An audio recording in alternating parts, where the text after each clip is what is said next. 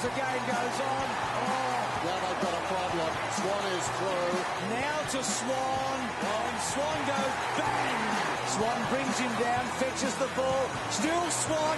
Left foots it, bounces it. What a goal. Dane Swan, brilliantly done. Welcome back to Game Day. Hope you're having a good weekend wherever you are. Next guest is a legitimate star, Dane Swan. Please welcome to Game Day. Swanee, great to have you here. Big year as always for you, massive possessions. Can we talk Arizona first of all? You didn't want to go.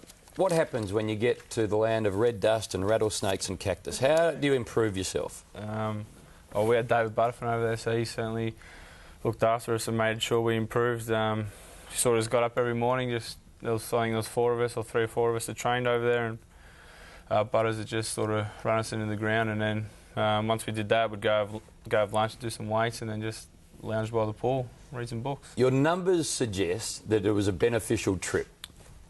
Now, what does it do for you personally?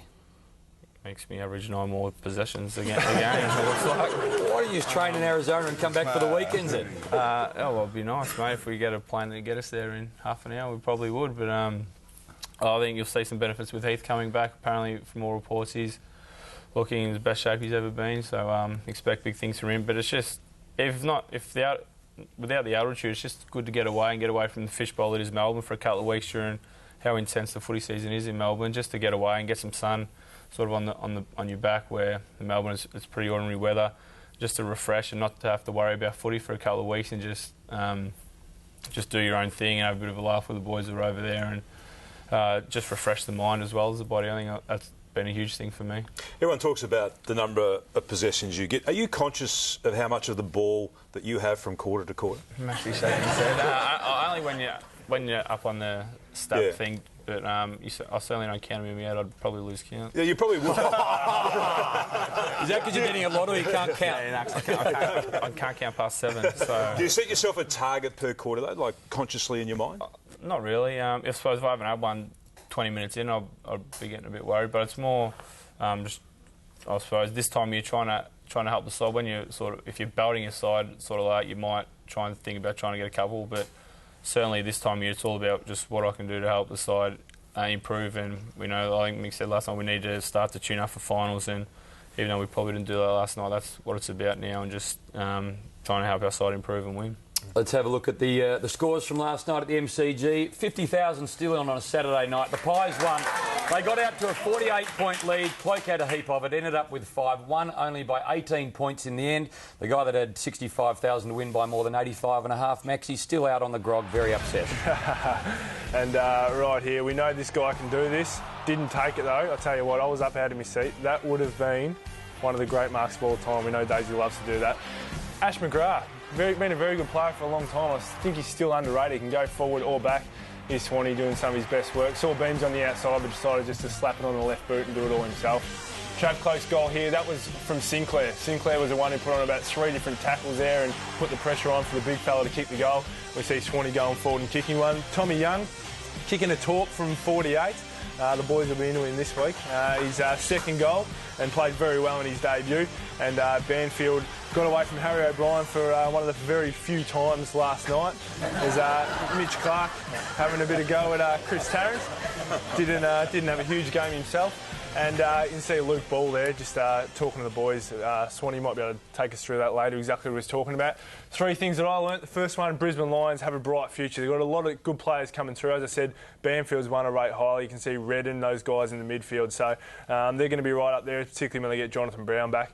Number 2, Travis Cloak has become the complete player. He's kicking plenty of goals. He's getting the ball up the ground, but also close to goal, which is great for him and great for us.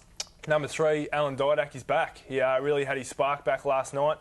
We've eased him in the last 2 weeks, and he's been the sub the last 2 weeks, but had 30 touches, I think it was, last night, and it's important for us going to finals that he's at his best, and you can just see that he seems to have the time. At his best, he has a lot of time to use the ball, and you can see last night he seemed to have that extra second that he hadn't had, I guess, earlier on in the year. You're going to have some real issues at selection when everyone comes back. You've got Fasolo and you've got Blair. I mean, there's going to be some real headaches for the selection committee. Yeah, we hope so.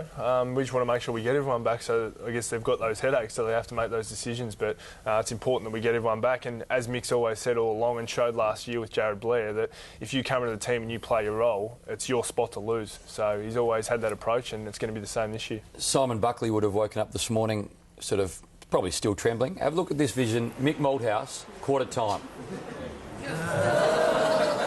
Come and let's have a chat about a couple of things. Disappear, don't walk away. Look after Swanee's man. That's what he said to him. Is it a fearful experience seeing the Silver Fox come at you at quarter time? Oh, I think you just asked Buck. He's seen Bucks drive to the ground, just asking for a lift home. Yeah, but especially at quarter time, we knew we were going to cop it. You just try and keep your eyes down and not make eye contact, because when he comes out, he's looking for anyone who is eyeballing him, he's going to give it to. So I just sort of hang around the back of all the boys and make sure I don't cop it. Has anyone ever answered him back at any stage? I suppose the only one who'd have the guts to would probably be Benny Johnson. He'd probably be the only one that would say something back to him if he always stands up for what he thinks is right. So Jono would certainly bite back if he thought he was in the right. Chris Tarrant did once and he was sent to Fremantle. Best and fairest. Last three best and fairest have gone to Dane Swan. We asked the viewers on Friday night who wins this year. Let's have a look at the results. Maxie, what would you say to what has come up? How would you Swan would say himself. Pendles would definitely say himself. Daisy, yeah. Look, I would have thought probably Trav or Pendles are probably the favourites in my eyes. What about Leon Davis? Any chance? I think he's in the other. He was 9%. Right, okay. Yeah. So no. Yeah. Okay. No, definitely a chance. I mean, ours is not how many possessions you get. It's how you play your role every week, and he's played his role as well as anyone. So you could get a vote every week. So we know Nick won't, so that's so you can cancel him out.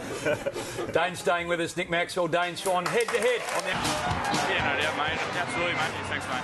Yeah, mate. I'm mate, but absolutely, mate. It's a bonus. Awesome, mate. To win there. Thanks, mate. It's just an awesome feeling, mate. It probably hasn't really sunk in yet, mate. Absolutely, mate. We'll have a great time celebrating over the next few days, mate. Very nice to have a mate here next to us in Dane Swan. We just saw then, you are a prolific ball winner and a prolific user of the word mate. So what we're going to do now is set up the mateometer for the last segment and just see how many times mate comes up in the last segment. You happy with that? No worries, mate. Well, there is one. Now it's time for just skipper and protege one-on-one. 3 Copeland medals, 1 premiership as skipper, mood lighting, sounds, etc. Let's go for it, Maxie. You hit me for 6 last time, so can you please just give some entertainment to people? Mate. Thanks, mate. Who has the best tattoo at the club? I suppose anyone who's got a premiership one, or Jared Blair's got his postcode on his butt, so that's I love that one. What will you miss about Mick coaching next year? What I miss about Mick? I like his sprays. They're pretty fun. They can be pretty funny sometimes. Funniest bloke at the club? Heath. Heath? You're Yeah. obsessed with US sports. Who do you follow? Sort of Derrick Rose, my favourite.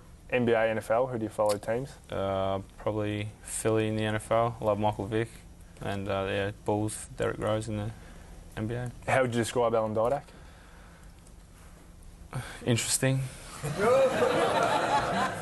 Biggest metrosexual at the club? Sharad likes to think he is. Sharad? Yeah. Strange dress sense, a kid. Can you show us your premiership tattoo? I'd have to take my pants off. We've got 2